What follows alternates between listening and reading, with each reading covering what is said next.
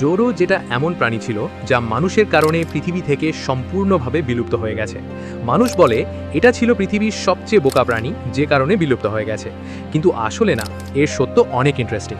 প্রায় 40 লাখ বছর আগে ইন্ডিয়ান ওশান থেকে কিছু প্রাণী ছোট এই আইল্যান্ড মরিশিয়াসে উড়ে আসে।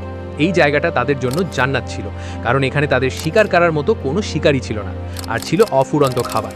যে কারণে এই প্রাণীগুলো এখানেই তাদের ঘর বানিয়ে ফেলে।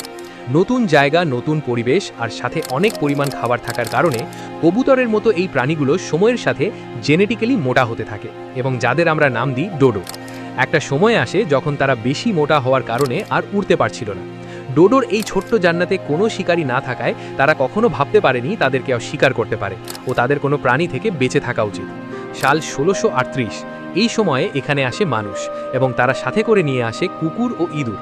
আর মানুষ ও কুকুর একসাথে ডোডোগুলোকে শিকার করে খেতে শুরু করে। আর